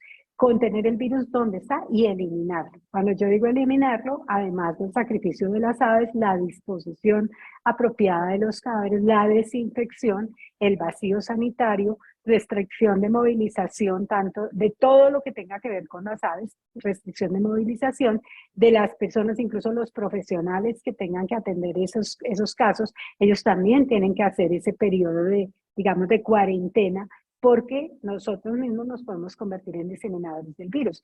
El movimiento de camiones, de todo, absolutamente se tiene que restringir el movimiento de todo. Desinfección, como les decía, y el objetivo es que si se encuentran las aves enfermas, ellas van a ser las que están. Hay una que no lo mencioné, como digo, no era el tiempo y nos tomaría también muchas otras cosas, pero depende también de la especie de ave que se infecta, en la virulencia como tal, la dosis de virus a la cual va a estar expuesto pues otra de las aves, pero la idea es contenerlo, eliminarlo, desinfectar, impedir movilización y extremar medidas de bioseguridad. Ya si hablamos para el lado de explotaciones comerciales y todo eso, obvio, impedir el acceso de aves silvestres. Las aves silvestres van a seguir migrando, se van a seguir moviendo, no vamos a poder nosotros controlar eso, pero lo que sí podemos controlar es que estas aves entren en contacto, ya sea pues con todo lo demás, de mantener la contención, digamos, en la medida que se puedan las explotaciones, y adicional a eso, evitar, por ejemplo, o manejar en un momento dado desinfección de fuentes de agua, de alimento, etcétera. Son medidas de extremar medidas de bioseguridad, como les decía, y no solo ahora, sino siempre. Una de las razones por las que estamos aquí también de manera virtual con ustedes. Bueno, tenemos otra pregunta en el chat. ¿Es posible modificar o modular los receptores de las células del huésped y de esta manera controlar la infección por influenza aviar? Nuevamente, como pensemos, yo les devuelvo la pregunta para que la pensemos. Si son receptores que están en nuestras células, ellos tienen una función, no es que ellos estén allí para que el virus venga a infectarnos, ¿cierto? Sino que el virus utiliza, y diferentes virus utilizan estos receptores para identificar la célula blanco y a partir de eso causar la infección. Entonces, nosotros digamos que el objetivo no sería, porque sería modificar al huésped y tendría que modificarnos a todos, ¿cierto? Y al modificar esos receptores no solo va a evitar que que encuentre el virus su receptor, sino que va a alterar otras funciones. Entonces, nuestro objetivo, digamos, en el huésped es que sea un individuo en condiciones fisiológicas de nutrición, que por eso yo hablaba del bienestar en el caso de los animales, que va a disminuir su susceptibilidad a factores de estrés. Todo esto va a contribuir a que sea más susceptible el individuo, y a su vez el virus también en su genoma, él codifica factores, algunas de sus proteínas van a interferir con respuesta inmune innata. Nosotros lo que tenemos es que controlar el virus, tenemos que evitar que él cambie, tenemos que evitar que encuentre sus huéspedes y que se disemine. Por el lado nuestro, pues una alternativa obvio es tener una inmunización que nos proteja, pero en este caso también les mostraba la complejidad incluso en el humano, que no tenemos una vacuna universal y la vacuna no evita la infección, que es otro aspecto a considerar, y en el caso de las aves, la mortalidad tampoco la controla totalmente. Entonces sería eso lo que podría comentar en este momento. Muchas gracias, doctora Gloria. Aquí tenemos otra de los asistentes. Hola, buenas tardes, doctora Gloria. Mi nombre es Nicole López, soy estudiante de sexto semestre. Para mí es un gusto estar aquí. Y mi pregunta va en torno a que usted mencionaba que algo que ayudó a Colombia fue que en el tiempo en que estuvieron libres de la influencia aviar, pues pudieron tener como medidas de prevención y prepararse, ¿sí? Entonces, hay en este momento estudios en el campo pues, de la influenza aviar donde pues se estén estudiando, valga la redundancia, otras especies donde posiblemente el virus pueda llegar, pueda tener primero una patogenicidad baja y luego una patogenicidad alta? Esa pregunta es muy buena y yo creo que era también una de las conclusiones que yo les estaba mencionando, ya se conectó, les estaba mencionando, nosotros tenemos virus en influenza en cerdos hemos venido trabajando particularmente con el grupo y como digo, hace un poco tiempo también con el ICA. Esto hemos venido trabajando en influenza aviar, se tiene aislamiento, se tiene caracterización molecular, se va a hacer caracterización antigénica. Otro estudio que hicimos, ese lo trabajamos con un estudiante de maestría, lo trabajé, que fue detección de ortomixovirus en murciélagos. Y nosotros encontramos evidencia molecular de presencia de ortomixovirus en murciélagos. Tenemos un interés muy grande de determinar presencia de virus de influenza efectivamente en otras especies. En otros países lo están haciendo. Con influenza aviar, ¿cuál ha sido la limitante? Que es una enfermedad de control oficial y notificación obligatoria. Entonces nosotros, me refiero a cualquier otro laboratorio que no sea el oficial, no puede trabajar virus, o hasta el momento no podía trabajar virus de influenza aviar. Entonces todos nuestros estudios han ido encaminados a cerdos, a quirópteros, y hemos tenido un interés, nosotros incluso, y se los comento, hicimos una propuesta y tenemos algunas muestras que colectamos de la tingua. La tingua es una especie que ustedes la ven, que ella migra, bueno, por lo menos en Bogotá y todo eso, y ella tuvo un cambio en el número de aves que llegaron al país, pero un cambio de como del 500% en el número de aves. Y ellas normalmente, digamos, en su ruta llegan, algunas se enferman, todo eso. Entonces nosotros la usamos, la propusimos como una especie que podría indicar un riesgo. Entonces, eso es lo otro que nosotros tenemos que hacer, identificar qué especies en un momento dado son las que nos van, si detectamos el virus, nos van a representar una mayor, o nos van a dar una mayor información dependiendo de por dónde ellas se mueven. Pensemos los llanos, por ejemplo, es otra zona del país donde llegan aves que vienen por otra ruta migratoria. Entonces allí también tenemos un foco importante. Entonces identificar qué especies, mantener esa vigilancia permanente, y definitivamente sí tenemos que extenderla a otras especies de mamíferos y de aves silvestres. Efectivamente eso tenemos que hacerlo. Muchas gracias. Precisamente aquí, ¿cuál solución plantearía para el control de aves silvestres? Nos preguntan aquí en el chat. Sí, lo que decía, o sea, nosotros controlar las aves silvestres, no, nadie, ¿no? Ni nosotros, ni en ningún país, porque esto es un evento natural, ¿cierto? Y ellas van a seguir moviéndose. ¿Qué podemos hacer nosotros? Y de hecho esa es la otra preocupación, no solo para influenza, sino en general. Se tiene que controlar, se tiene que manejar, se tiene que disminuir el efecto del cambio climático. Como les decía, esos aumentos de temperatura hacen que las aves modifiquen sus rutas, la disponibilidad de alimento. Entonces, si ellas, debido, piensa, a inundaciones o sequías, porque en unas partes estamos sufriendo inundaciones y en otras estamos sufriendo sequías, esa invasión de los ecosistemas donde hemos puesto explotaciones no solo de aves, sino de otras especies, o hemos urbanizado, todo eso genera un desequilibrio y le estamos viendo las consecuencias. El COVID tiene muchas explicaciones desde el mismo punto de vista. Entonces, tenemos que pensar en cómo mermar ese efecto que estamos viviendo, y a eso sí, estar alertas, estar atentos, y al primer indicio actuar, y actuar de una manera enérgica y decidida. Muchísimas gracias, doctora Gloria. Aquí tenemos una pregunta para doctora Aldana. Gracias, doctora Gloria. Bueno, buen día. Gracias a usted. Mi nombre es Santiago Reyes Quimbayo, soy estudiante de séptimo semestre, y pues mi pregunta va enfocada, o sea, va dirigida al doctor Diego Aldana, y la pregunta es, en base a su experiencia, ¿cuáles son las micotoxinas más prevalentes en el país? ¿Y qué medidas de control, de acuerdo a las que nos mencionó, son las más apropiadas para llegar a inactivarlas? A ver, este es un tema, y muy buena pregunta, es un tema, digamos que es de alguna manera estacional, dependiendo del origen, dependiendo del tipo de maíz que se esté comprando, vamos a tener en algún momento una u otra micotoxina prevalente.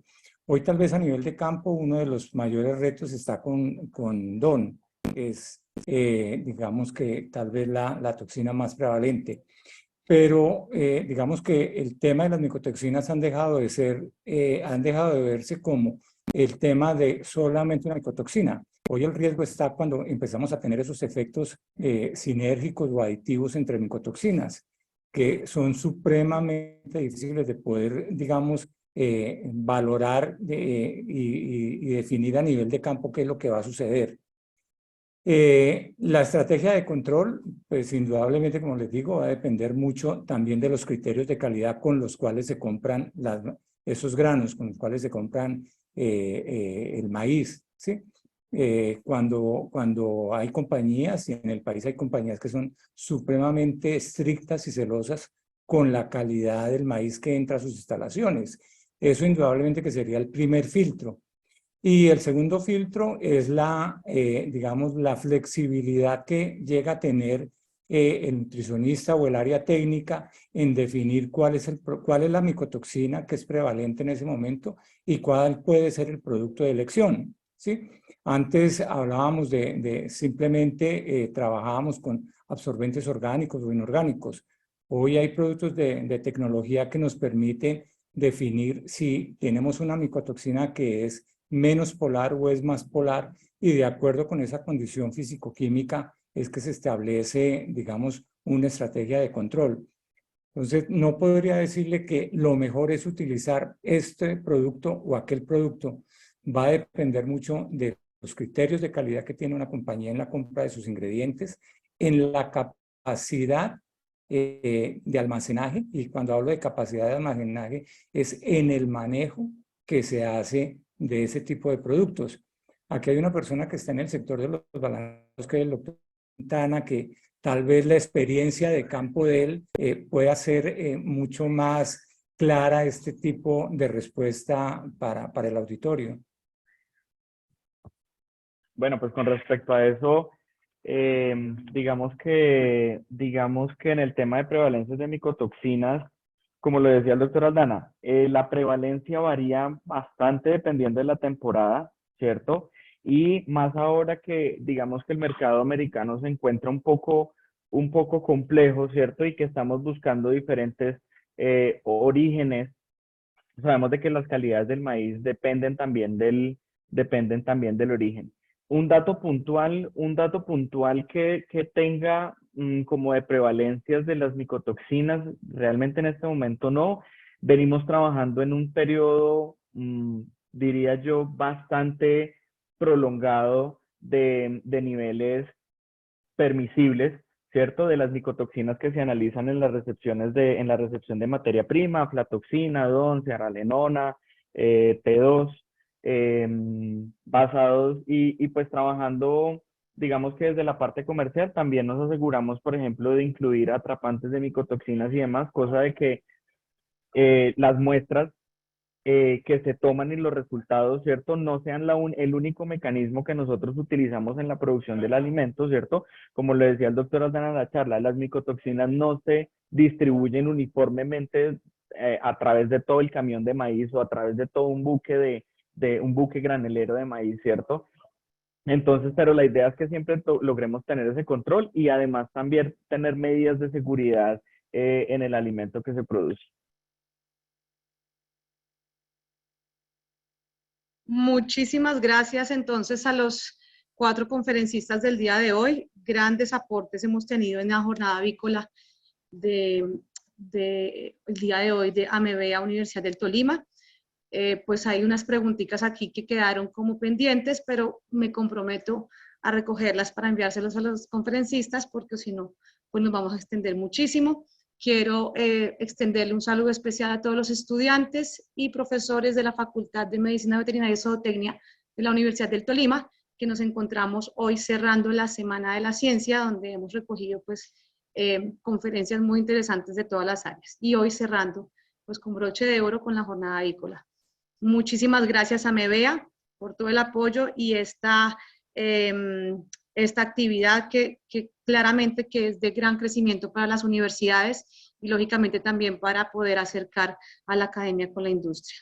Doctor Gustavo, doctor Diego, doctor Walter, doctora Gloria, muchísimas gracias a todos ustedes, a todos los asistentes en la jornada virtual, muchísimas gracias a todos ustedes también y como ya les estamos informando, esta charla quedará grabada y quedará colocada a disposición para ustedes en la página de AMEVEA.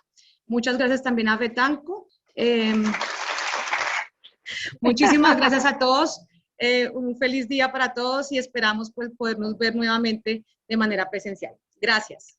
Gracias, gracias. Muchísimas gracias, Muchas muchísimas gracias. gracias, doctores, por su participación, doctora Gloria, a la doctora Lina por su excelente, haber sido como excelente moderadora, doctor Gustavo, doctor Diego, doctor Walter, inmensos aportes para todos los profesionales especialistas en avicultura con todas las conferencias y los datos nuevos que nos trajeron hoy.